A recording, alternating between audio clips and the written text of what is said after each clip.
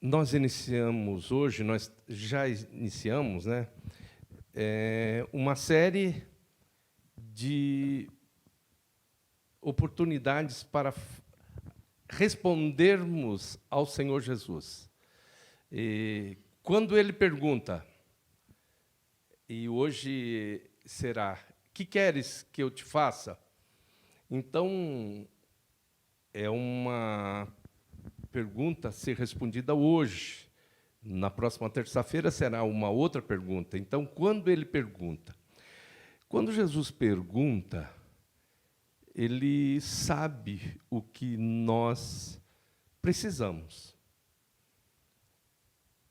Ele também sabe o que queremos e sabe, muitas vezes, que nós estamos enquadrados naquilo que diz Isaías 55, e verso 3. Por que gastais dinheiro naquilo que não é pão, e o fruto do vosso trabalho naquilo que não satisfaz? Porque ele, na sua sabedoria, ele não nos dá algo que nos afaste da sua presença.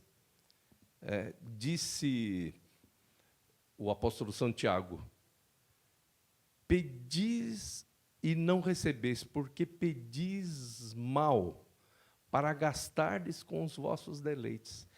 É por isso que a tradução mais correta para o verso 1 do Salmo 23, o salmo mais conhecido, é: o Senhor é meu pastor, de nada sentirei falta. Então, nós, muitas vezes, temos essa oportunidade, assim como Salomão. Salomão teve as duas alternativas. O que você quer? Sabedoria ou riquezas? E ele, já sendo sábio, antes de receber a sabedoria, foi sábio pedindo sabedoria. Com a sabedoria, ele acabou conseguindo também riquezas e valores. Nós sabemos muito bem que nos seus ensinos do livro de Provérbios, do livro de Cantares, do livro de Eclesiastes, nesses compêndios, Salomão mostrou que sabia muito bem a diferença entre preço e valor. Então, às vezes, as pessoas têm essa oportunidade. Quando é essa oportunidade? Toda vez que nós nos ajoelhamos, o Senhor Jesus está fazendo a pergunta: que queres que eu te faça?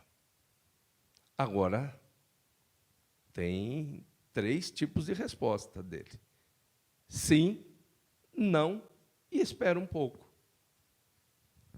Pedis e não recebeis, porque pedis mal. E aí é um não.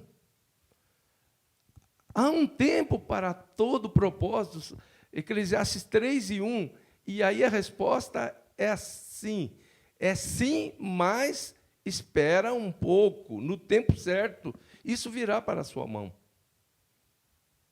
E o tempo,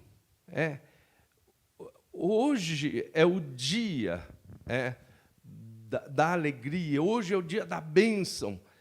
Quando o Senhor diz que é já, Ele só está esperando, como disse o Atmani, a oração é somente aquilo que está faltando para grandes coisas acontecer. Então, acontece de imediato. Só está faltando a oração. No caso de Bartimeu, Jesus sabe que a prioridade máxima para um cego é ver. Mas existem pessoas que precisam de bênçãos inadiáveis, mas estão focando em coisas supérfluas. Supérfluas. Não sabe pedir. Vocês já imaginaram? Eu acredito que hoje poderia, com esse consciente coletivo, com esse sistema de valores, com essa cosmovisão predominante hoje, era possível que Bartimeu hesitasse um pouco em pedir a luz, tivesse condição, pedisse a cura da sua cegueira. Então, é muito importante, Deus está falando com muitas pessoas que têm assim, uma escala de prioridades totalmente equivocada. Qual é a escala de prioridade de um pastor? Deus, em primeiro lugar, família em segundo, igreja em terceiro. Você não vou ficar chateado, mas é isso.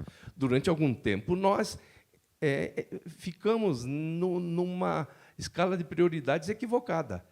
Era Deus, a igreja e a família em terceiro. Por causa disso, nós temos, hoje, muitos filhos de pastores fora do redil do Senhor.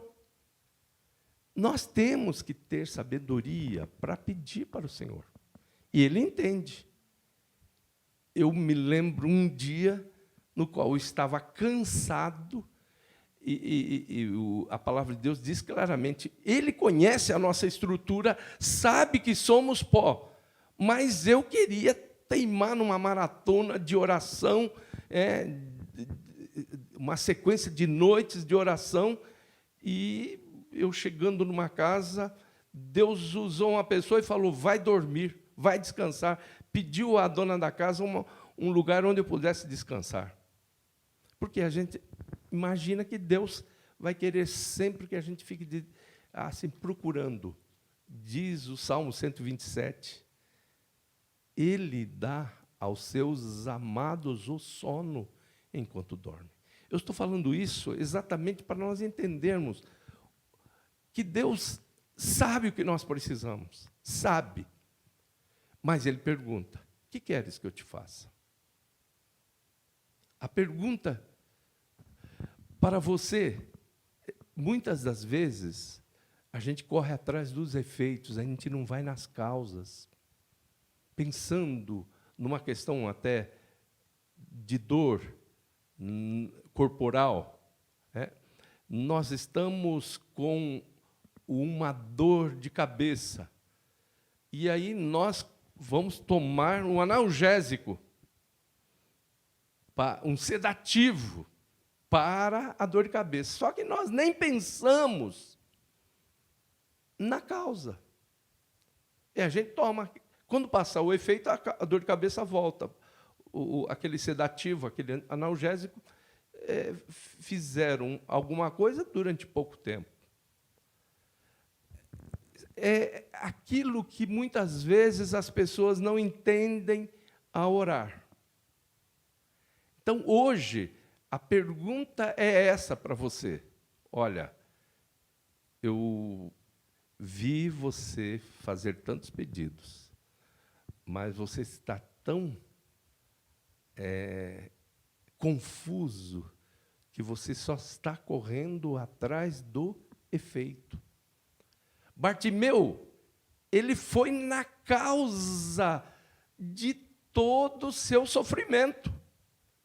A causa do seu sofrimento era realmente não poder ver. A partir do momento que ele pôde ver, ele foi seguir Jesus. Ele seguiu Jesus.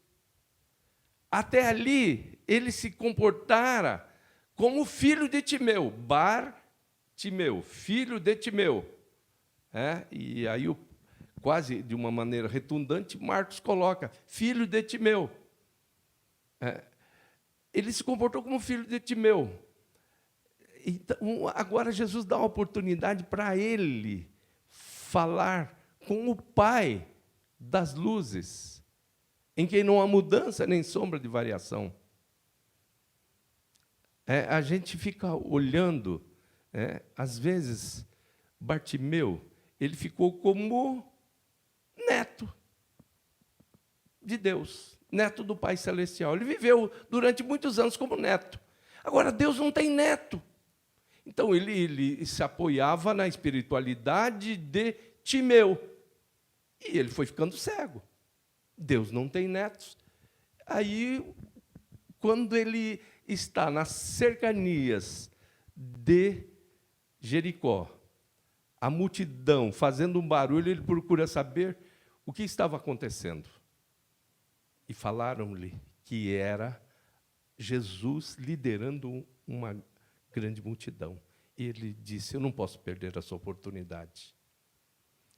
Eu não posso perder essa oportunidade. Eu tenho que pensar muito bem o que vou falar com ele. E aí ele começa. Alguns dias atrás nós falamos sobre a criatividade dele. Ele usou de criatividade, ele foi contra a cultura, porque as pessoas se incomodavam com os gritos dele, e ele, sendo cada vez mais criativo, ele gritava ainda mais: Jesus, filho de Davi.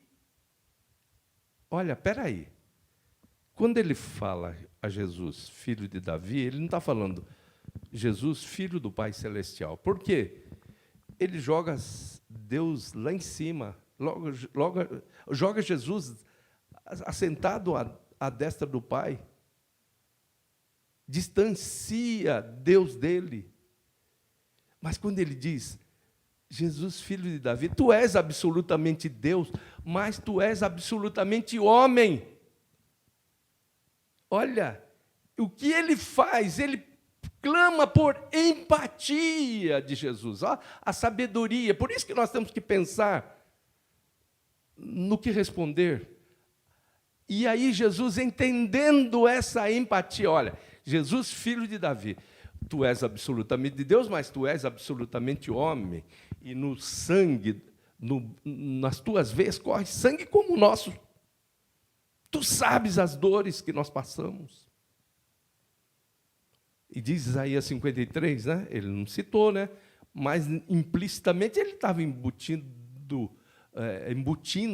na sua argumentação aquilo que está escrito em Isaías 53. Um que sabe o que é sofrer, Jesus, filho de Davi. Ele não falou Jesus, filho do Pai Celestial, assentado no alto sublime trono, cercado de trilhões de anjos, serafins, querubins. Não, ele não falou isso. Ele falou: Jesus, filho de Davi, tem misericórdia de mim. O teu coração, tu és homem, tem um coração. O teu coração, córdia, vem até a minha miséria. Miséria, misericórdia. Tem misericórdia de mim. Aí ele responde. Jesus responde perguntando, também de uma maneira empática: eu vou para o teu lado. O que é empatia? É sentir, é passar para o outro lado, não se conter aqui. Simpatia, eu fico aqui, senhores e senhoras, uma boa noite, nós temos aqui uma oportunidade de falar da palavra de Deus. Isso é simpatia.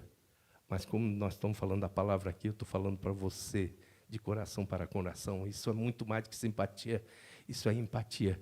E Jesus foi empático e disse: que queres que eu te faça? Ele passou para o outro lado.